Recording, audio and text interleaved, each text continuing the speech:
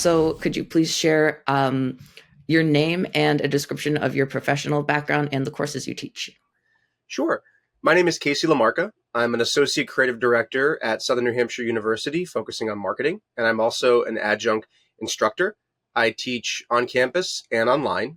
On campus, I teach courses including video production, documentary filmmaking, visual effects, and online, I focus on communication.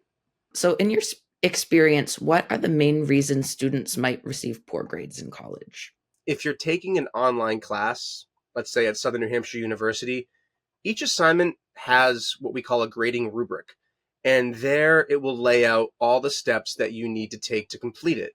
And this is something that you should have an awareness of when you sign up for classes. And so I think one of the reasons why someone may receive poor grades is you're not following those rubrics accurately. A lot of instructors really do grade their assignments based on how you are following the rubric. And beyond just the rubric, I would say preparing yourself for the week ahead. So if you're in week 2 of your class and you know that week 3 is coming up and it has a lot of assignments, maybe you're starting earlier. Maybe you're reading ahead of what those rubrics look like for those assignments. So that way, when you get started, you have a built-in foundation of what those assignments are, and you're not spending time trying to figure out what the assignment is about.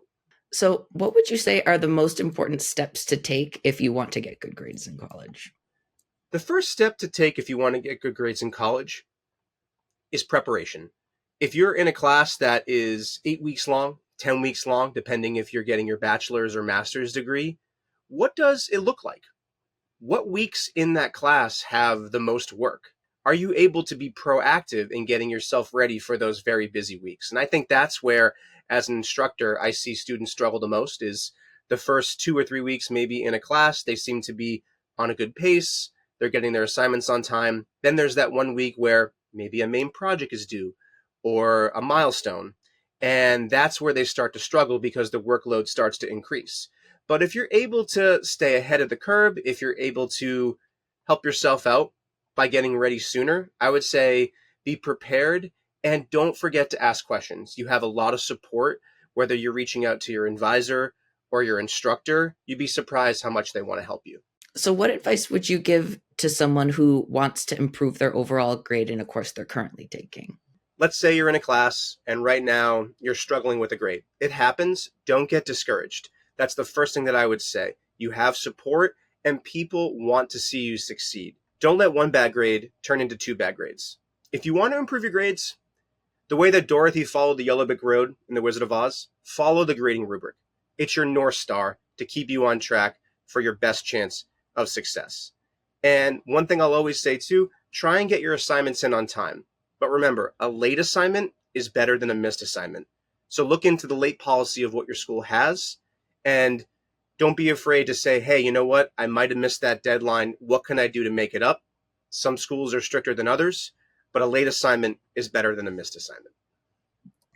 Awesome. And so those were all the official questions. Is there anything else you'd like to add? Yeah. Earning good grades in school can change your life. I've been fortunate to work with students from all over the country, whether it's in my day job as a creative director, interviewing them for marketing materials, or as an adjunct instructor here at SNHU. I've seen people go from not having any confidence at all to getting an A on an assignment, and it completely changes their perspective of what they're able to accomplish. To the point where one good grade can really get a student on track to not only graduate, but to succeed, whether it's getting a higher GPA or being noticed more when pursuing job opportunities. The confidence and the hope that you can get from a good grade, it really can be transformative. And so we live in a world now where higher education is changing drastically, but that shouldn't stop you from deserving academic success. Awesome. That was great. That was like a question that I didn't ask, but I should have, because I was like trying to add some of that into the intro. So that was excellent. Yeah, no problem. Yeah,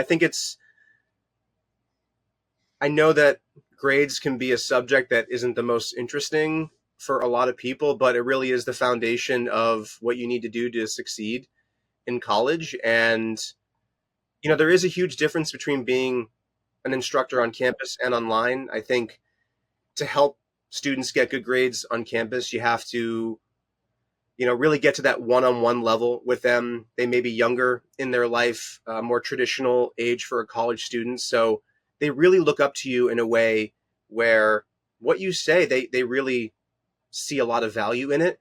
And when you're an online instructor and maybe working with students that may be your own age, you almost feel like a peer. You almost feel like someone who you try to relate to more on a level where I might understand a little more about what they're going through in their life at this particular moment. So how can I help them get through maybe one of those weeks where they really need to survive and get that grade to move on to the next one?